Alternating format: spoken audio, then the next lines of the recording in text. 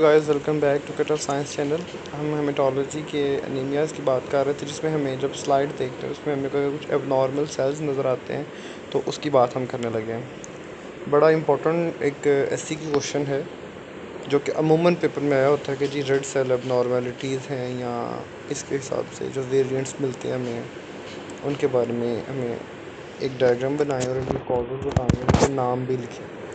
इसके अलावा इसमें तो बहुत से एमसीक्यूज़ भी आ जाते होते हैं। तो नॉर्मल सेल जो है वो आपको नज़र आ रहा है कि पेरिफेरी में ये डिस्क शेप है, बाइकनकेव होता है, और आपने इसको हमेशा बाइकनकेव ही बनाना है वर्टिकली। आपने कभी इस तरह नहीं बनाना। अगर आप इस तरह बनाएंगे तो आपको बीच में एक सर्कल डालना पड़ेगा जो ये शो करे कि इसकी जो बाउंड्री है वो ज़रा अप है और जिसकी जो बेस है वो ज़रा लो है। बाउंड्री ज़रा इसकी मोटी होती है। फिर ये रहता है मैक्रोसाइट, जो लीवर डिजीज़, अल्कोहलिज्म या मेगैलोब्लास्टिक एनीमिया में आते हैं।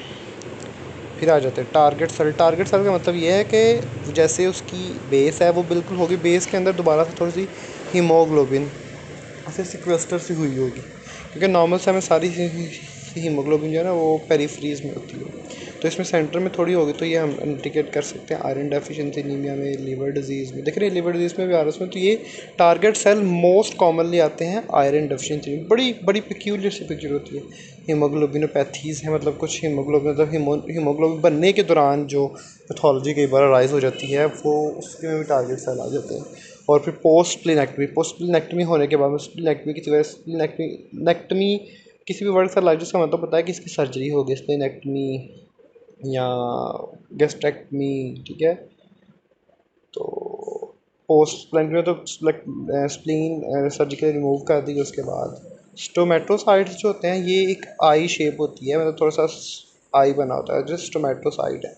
ये लीवर डिजीज़ और अल्कोहलिज्म में मिक्स है, मतलब आते हैं, बहुत कम आते हैं। पेंसिल सेल भी आयरन डेफिशिएंसी एनीमिया की जो है ना ख़ास चीज़। जब हम इसकी डायग्नोसिस लिखेंगे ना आयरन डेफिशिएंसी एनीमिया, तो हम दिखाएंगे कि हमें जनाब पेरिफेरल सेल्स में हमें ये नज़र आए। पेरिफेरल अकाइनोसाइट्स और किंथोसाइट, अकाइनोसाइट और अकेंथोसाइट्स जो है ना ये डिफरेंट है। अकाइनोसाइट का मतलब ये है कि जो उसकी पॉइंटेड जो है ना, जो उसकी मतलब नोक्स हैं वो पॉइंटेड हैं। जो कैंथोसाइट्स है इसकी रफ होती हैं। इसमें जो अकाइनोसाइट है स्टोरेज डिफेक्ट होता है अकाइनोसाइट। और अकेंथोसाइट जो होता है ना ये ए बीटा लाइपोप्रोटीनीमिया, मतलब हमारी बॉडी के अंदर एलडीएल, एचडीएल, वीएलडी कोलेस्ट्रॉल होते हैं, उनकी वजह से होता है। रीनल फेलियर की वजह से भी हो सकता है। सो ये ना मतलब कोई स्पेसिफिक चीज़ नहीं है। माइक्रोस्फीरोसाइट जो है छोटा है और स्फीयर है। जो माइक्रोसाइट है वो और चीज़ होगी, माइक्रोस्फीरोसाइट और चीज़ है। स्फीरोसाइट जो है ना डिफरेंट सेल्स होते हैं। ये हाइड्रेटरी स्फीरोसाइटोसिस एक डिजीज़ है जो कि कंजेनिटल होती है।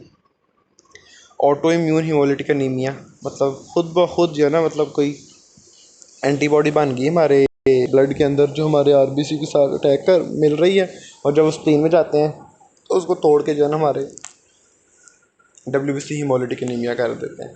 सेप्टिसीमिया को ब्लड में ऐसी चीज़ चाहिए जिसकी वजह से सेप्टिक शॉक में चला गया बंदा, तो उसमें माइक्रोस्फीरोसाइट्स। फ्रेगमेंट्स का मतलब ये है कि रेड सेल टूटे हुए आ रहे हैं। डीआईसी है, डिससेमिनेटेड इंट्रावेस्कुलर कोएगुलेशन, खून के अंदर जो है ना वेसल के अंदर खून जमने लग पड़ा है। माइक्रो एंजियोपैथी, छोटी वेसल में से जब बड़ा कोई आरबीसी गुजरता है 6 से 7 माइक्रोमीटर का, तो वो टूट जाता है।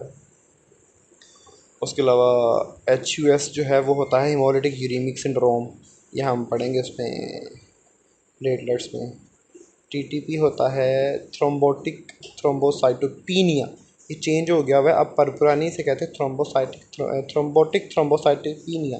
TTP ये पुरानी चीज़ थी, अब ये पीनिया हो गया है, पर पुरा नहीं है। पीनिया इस फॉर पी।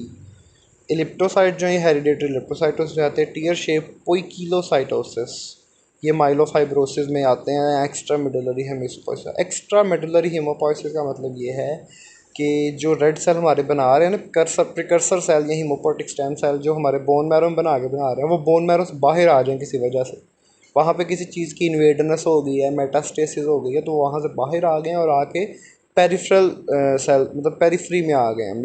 मेडुलरा से तो पेरिफ्री में आ गया, मतलब स्प्लीन में आके बैठ गए हैं या लीवर में बैठ गए हैं, जो कि हमारे एम्ब्रियोनिक स्टेजेस में हीमोपोइसिस कर रहे थे। बास्केट सेल जो हैं ये G6PD की डेफिशिएंसी की वजह से आते हैं, मतलब इसकी बेस पे जो है मेसेंजर सेल खाली खाली सारी हीमोग्लोबिन जो है ना नीचे की तरफ आ जाती है।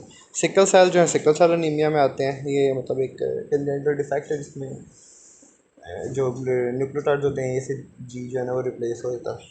और माइक्रोसाइट जो हमने बताया आयरन डेफिशिएंसी माइक्रोसाइट मैक्रोसाइट्स, तो अपने माइक्रोसाइट और माइक्रोस्फेरोसाइट में डिफ्रेंशिएट जो है ना बड़े आसान से करना। पेपर में आप क्वेश्चन आए तो आप इसका टेबल बना लें, टेबल बनाएं, 3 कॉलम्स बनाएं, एक में नाम लिखें, डायग्राम बनाएं, दूसरे में उसकी कॉजेज़ लिख दें, तो आपको पूरे 5 नंबर मिल जाएंगे। ठीक है, आप दो दो भी उसकी एग्जांपल्स लिख देंगे ना तो मोर देन इनफ है। तो बाकी अगली वीडियो में मिलते हैं।